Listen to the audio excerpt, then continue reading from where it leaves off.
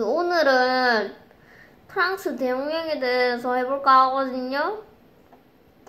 일단은 1700년, 1650년대로 거슬러 가볼게요. 프랑스에서 루이 14세가 절대왕정을 설치하고 베르사유 궁전을 짓잖아요. 프랑스는 그래가지고 유럽 여러 나라들과 아메리카 대륙의 식민지를 건설해가지고 번영을 누립니다. 그런데 프랑스는 문제가 유럽에서 나는 전쟁은 거의 다 끼어들었어요. 그러니까 국고가 바닥이 나버렸죠. 게다가 엽친 대격으로 1763년에 영국과의 7년 전쟁에서 패배하면서 북아메리카의 식민지를 모두 잃어버리게 됩니다.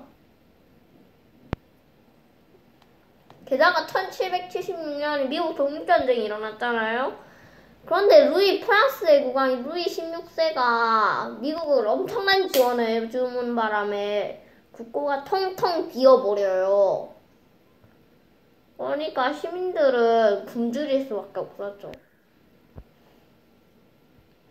자, 루이 16세는 이 문제를 해결하기 위해서 삼부회라는 걸 엽니다. 삼부회는 프랑스는 왕님이 절대왕정 루이 14세 때 엄청나게 세져가지고는 삼부회를 열지 않았거든요. 그런데 170년 만에 열리는 거예요. 프랑스의 신분이 일단은 왕이 최고 신분이고 성직자가 2분, 성직자가 2신분, 그 다음에 귀족이 2신분, 평민이 3신분이에요. 성직자, 귀족, 왕 얘네 셋이만 합쳐도 2%밖에 안 돼요. 전체 인구에. 그런데 평민은 그 남은 98%를 차지하고 있는 거예요. 그런데 귀족이나 성직자 같은 얘네들은 높으니까 세금을 면제받는 거예요. 그런데 평민은 세금을 내야 하는 거죠. 실제로 평민은 세금 당당을 했어요. 만약에 왕이 귀족들에게 세금을 내게 한다면 귀족들이 반발할 게 뻔하니까 귀족들이랑 성직자한테는 세금 면제해줬죠. 자, 그런데 일단 열려요. 이 삼부회라는 게 열리는데 루이 16세랑 귀족들이랑 성직자들이 30분을 못 들어오게 문을 잠궈버리는 일도 벌어지고 평민들은 이로써 화가 나게 돼요. 엄청. 결국 3부에는 얘네들이 박 터지고 싸우고 그래가지고 종료되게 돼요. 결국 3부에는 아무런 효과를 얻지 못하고 종료되게 됩니다. 자, 이래가지고 그런데 국민의회라는 게 프랑스 시민들이 국민의회라는 걸 만드는데 루이 16세가 국민의회를 해산시키려고 하니까 프랑스 국민의회는 테니스에 가가지고 테니스 코트 서약이란 걸 해요. 앞으로 세원법이 공개될 때까지는 절대 해산을 하지 않겠다라고 하는 거예요. 자, 혁명의 불씨는 점점 타오르게 돼요. 자, 혁명이 일단 파리 시민들은 루이 16세가 혁명 세력을 좀 겁주기 위해 가지고 파리에 군대를 보내요. 그래가지고 파리 시민들 공포에 떨었죠. 그래가지고 파리 시민들은 무기고에서 무기를 털고 무장을 해가지고 바스티유 감옥을 습격해버려요. 이 바스티유 감옥이 감옥이거든요. 그런데 여기는 프랑스 낡은 신분제도에 방해하는 사람들을 가둬놨던 곳이었었는데, 그러니까 시민들에게 자연스럽게 첫 상대가 된 거죠. 결국 파리 시민들은 바스티유 감옥을 부수고 그 다음에 죄수들을 다 석방하고 감옥을 불태워요. 루이 16세는 크게 당황했어요. 그런데 만약 자기가 군대를 이용해가지고 강경 진압한다면 그거 파리의 시민들을 모두 다 적으로 만들 계획이잖아요. 그래가지고 루이 16세는 결국 국민의회를 인정합니다. 시민들은 루이 16세를 국왕폐하하면서 호위해요. 루이 16세는 사실 루이 14세는 결국은 프랑스의 주인이긴 했지만 사실적으로는 국민의회가 프랑스를 이끌어갔대요. 그런데 루이 16세는 빠져나올 기회를 봤어요. 그 왕비 마리 앙투아네트도 마찬가지죠. 마리 앙투아네트는 원래 오스트리아 황제의 막내딸인데 이 사람이 시집을 와가지고 프랑스로 결혼한 거예요. 프랑스랑 오스트리아가 동맹 관계였었거든요. 자, 그러니까 루이 16세는 탈출하려고 해요. 궁전을. 자, 그래가지고 200m나 이동했는데 결국은 베른이란 곳에서 잡혀요. 프랑스의 어떤 마을에서 붙잡히게 돼요. 자, 그래가지고 시민들은 루이 16세가 배신자라고 생각했어요. 그래가지고 약 2만여 명의 여성들이 베르사유 감옥 가가지고 베르사유 궁전에 가가지고는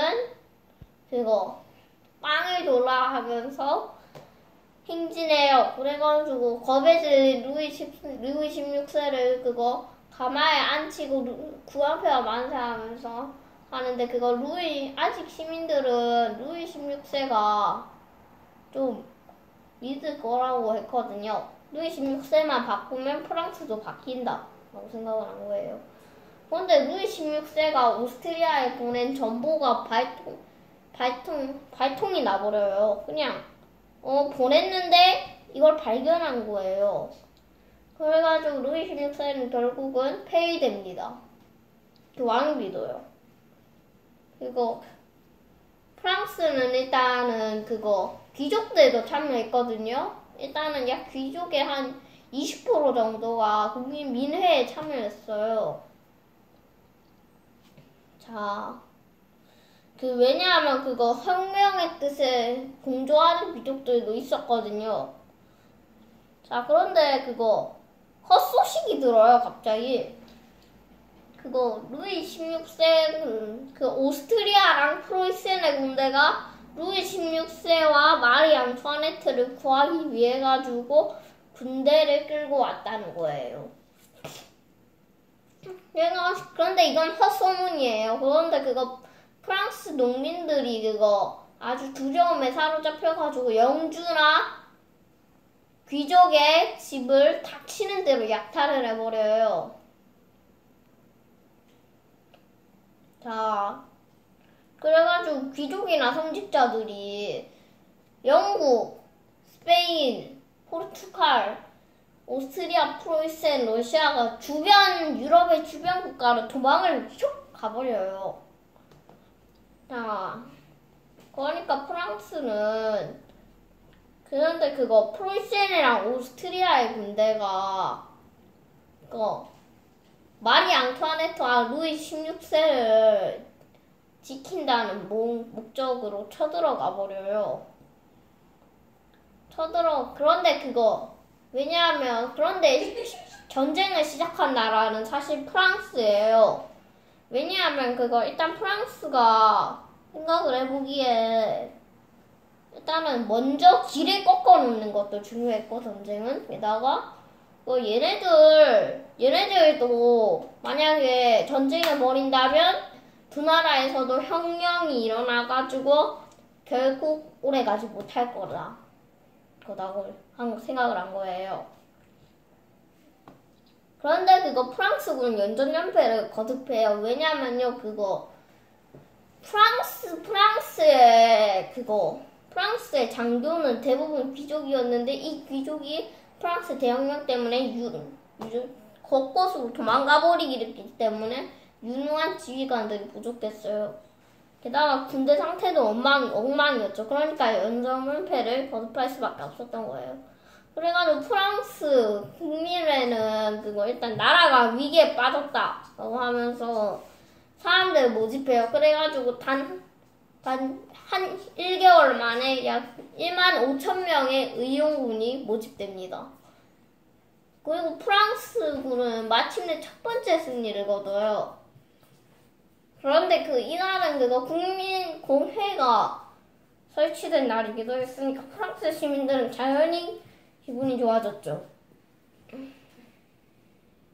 자, 그런데 유럽 국가들이 이걸 두려워했어요. 일단 프랑스 혁명이 성공하면 주변 나라들도 위협이 되거든요. 주변 국가들을 다시 번져가지고 결국 펑! 혁명이 터질 수도 있다 라고 생각을 한 거예요. 자, 그러니까 네덜란드, 영국, 스페인, 에스파냐, 오스트리아, 프로이센, 러시아 이 6개 연합군이 쳐들어와요. 프랑스는 결국은 정신없는 반란과 혼란으로 완전히 쇠퇴하게 돼요. 자, 그런데 이때 온 유럽을 다 박살을 내버리고 나아가가지고 그 다음에 유럽 반을 손에 넣은 사람이 등장합니다. 이 사람은 나폴레옹이라고 하는 장군인데 이 사람이 프랑스 동쪽에 있는 프랑스 남쪽에 있는 지중해 코르시카 섬이란 곳이 있거든요. 이 섬에서 나폴레옹은 태어났는데 코르시카 섬은 프랑스 본토랑 좀 떨어져 있다 보니까 좀 낮은 거예요, 신분이. 그러니까 코르시카 섬 주민들이 차별했죠. 나폴레옹은 건너가요. 고향인 코르시카를 떠나가지고 군인으로 입대하는데 이 나폴레옹이 전쟁에서 공을 많이 세우면서 나폴레옹은 결국 장교가 됩니다. 나폴레옹은 일단은 1794년에 방대라는 프랑스 동서부 지역에서 반란이 일어나요.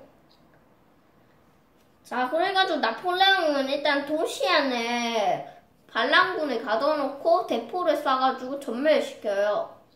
나폴레옹이 너무 잔인하다고 볼 수도 있겠지만 그때는 별로 중요하지 않다고 봤어요, 전쟁자들은.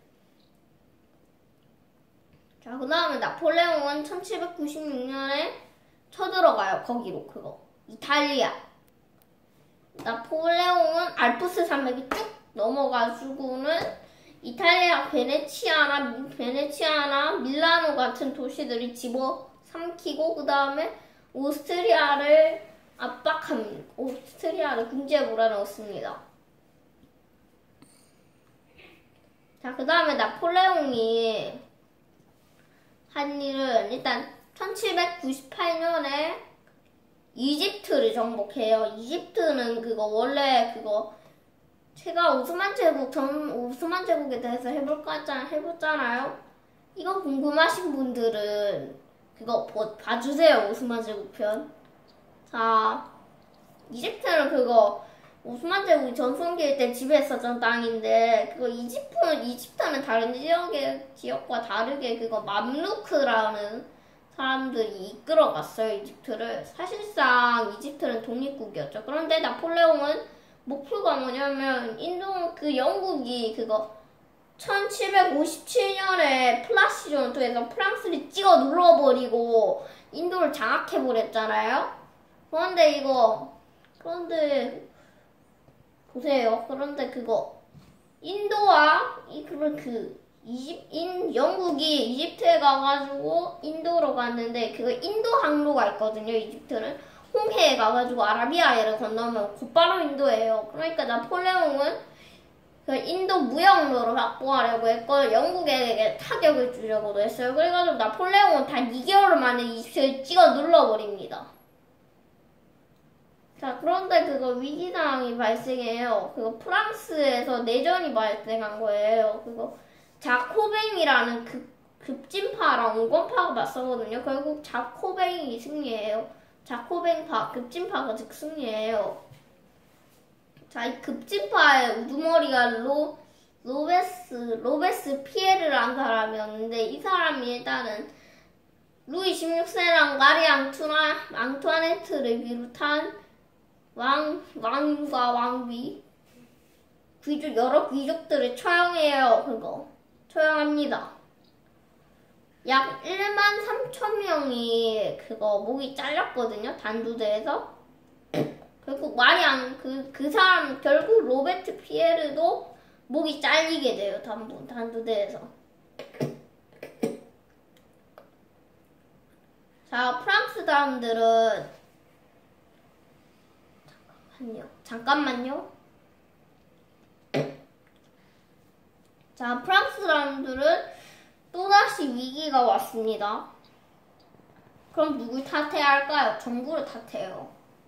나폴레옹은 반면 전쟁에서 연전연승한 사람이잖아요. 그러니까 프랑스 사람들은 나폴레옹을 저 사람 좀 괜찮은데? 하면서 보는 거예요.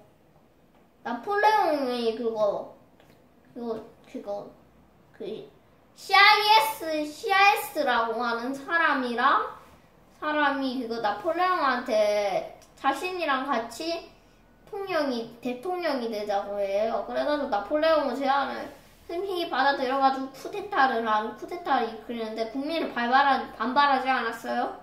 반발하는 사람들도 있었는데 심지어 나폴레옹을 암살하려고 한 사람들도 있겠죠. 그런데 나폴레옹의 인기는 더 올라가요. 왜냐하면 나폴레옹의 활약이 워낙 눈부셨거든요. 나폴레옹이 2차 이탈리아 원정을 떠나가지고 이 오스트리아를 완전히 박살이 내고 완전히 찍어 눌러버리고 그 다음에 수도 빈까지 가요. 그래가지고 오스트리아는 궁지에 물려가지고 결국 전쟁 배상금을 주고 전쟁을 끝내요.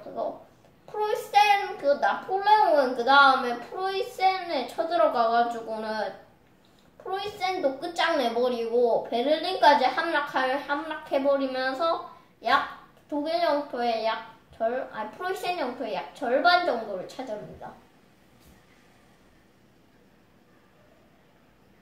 나폴레옹은 그래가지고 결국 제1대통령에 당선이 돼요. 나폴레옹은 일단 대통령 되자마자 CIS를 몰아내버리고 그 다음에 자기가 황제가 돼요.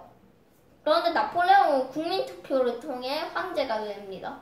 그런데 찬성률이 약 99%였어요. 압도적인 찬성률로 나폴레옹 황제가 됩니다.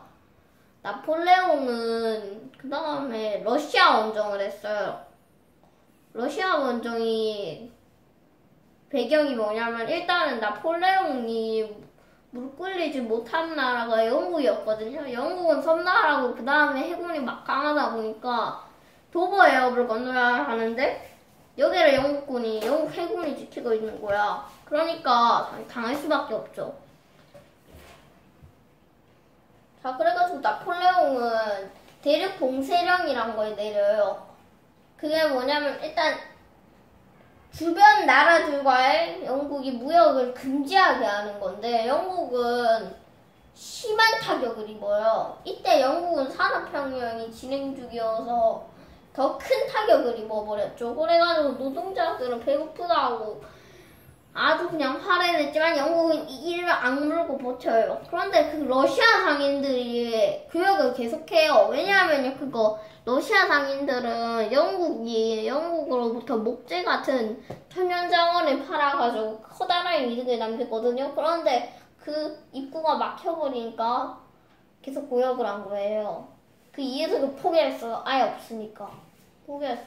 그러니까 나폴레옹은 러시아에 쳐들어가는데 나폴레옹은 약 60만 명의 군대를 이끌고 가거든요. 그런데 러시아군은 일단 모스크바를 태우고 아무것도 남기지 않은 채 도망가요. 그런데 나폴레옹은 추위 때문에 지쳤어요. 그래가지고 결국은 돌아가게 돼요. 식량 부족과 옷 부족, 물자 부족과 그 다음에 그런 것, 다양한 이유 때문에 물러나게 됩니다. 나폴레옹은. 그런데 그거 60만 명 중에서 10만 명만 살아왔다고 하는데 유럽 국가로서는 기회예요. 유럽 국가들은 다시 한번 힘을 모아가지고 힘 빠진 프랑스를 몰아넣었습니다. 그래가지고 수도 파리를 함락시키고 나폴레옹을 엘바섬이라는 작은 섬에 유배시켜요. 그런데 나폴레옹은 딱 9개월 만에 섬에서 탈출해가지고 프랑스로 옵니다. 그래가지고 그거 자신이 나는 프랑스의 황제다 하면서 그 예전 그 프랑스 왕을 몰아내고 그다음에 자기가 또 황제가 돼요. 그런데 나폴레옹은 결국에 그거 위털루라는 평원에서 막 붙거든요. 연합군이랑. 그런데 그거 프랑스군은 패배하게 돼요. 여기서 결국은 나폴레옹은 대서양의 한 작은 섬에 유배돼가지고 셈을 마감합니다. 다음번에는 유럽의 민족주의에 대해서 해볼까?